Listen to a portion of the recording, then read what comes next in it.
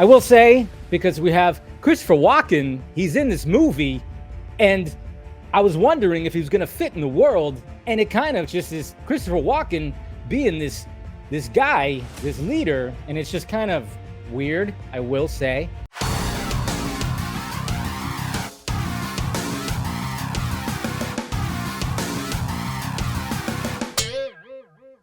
All right, I'm going to raise my glass here.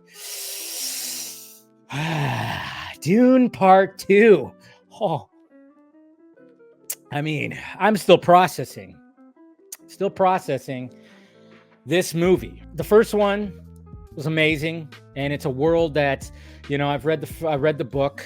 I don't think I've finished it though, because I have a problem with finishing things. But I did, of course, watched the original Dune that came out in the 80s, which I remember watching that a little bit ago. And it's kind of crazy how they tried to cram this giant story into one short movie. I mean, that's what's so crazy. And now we got two movies that are, I mean, we're looking at what, like 5 hours worth of story, more than 5 hours. But anyways, Dune Part Two. I mean, we all knew it was going to be grander. It's going to be bigger. But geez, man, I don't know how Denis makes a movie like this. This is why he's like one of my favorite directors, and why he's a lot of people's favorite directors right now, because this movie, just the look of it and everything, and the blending of special effects and practical, and just the whole world, it's practically seamless. I don't know how some of these shots were achieved. I'm just going like, wow, this is pretty amazing.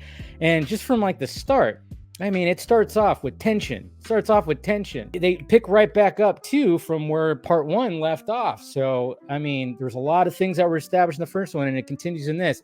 Now, I will say that sometimes it gets a little too, but it makes sense with what the story is happening, because, you got Stilgar, Javier Bardem's character, who's just like everything that Paul says, he's like, oh, hallelujah, because it's all that religious stuff, and he's the one, and blah blah blah. And some of that was kind of getting like, I was like, wait, all right, so I would say like that would be my only gripe, was I was just kind of going like, all right, this is kind of getting ridiculous, but at the same time I was like, okay, I get it, it's fine. When it comes to Timothée Chalamet, I thought he did an excellent job. I mean, I would say the clear winner of like, Jesus Christ, acting job is Austin Butler.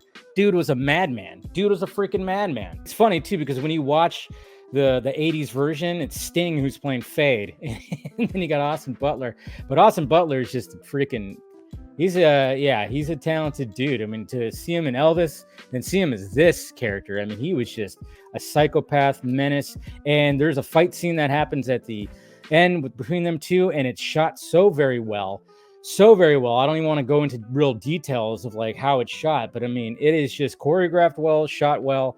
The whole final act is just the scope of it, with just war things happening, and then of course we get this final fight. Just beautiful. I mean, I cannot wait to see it again. I don't really have, like I said, it just maybe some things with the religious stuff and things bouncing. I will say, because we have Christopher Walken, he's in this movie, and I was wondering if he was going to fit in the world, and it kind of just is Christopher Walken being this guy, this leader, and it's just kind of weird, I will say. I'm not saying it's all bad, but sometimes the voice, and the way his cadence kind of throws you off a little bit when it comes to this world. But, it's a masterpiece. It's a masterpiece, a pure fucking masterpiece.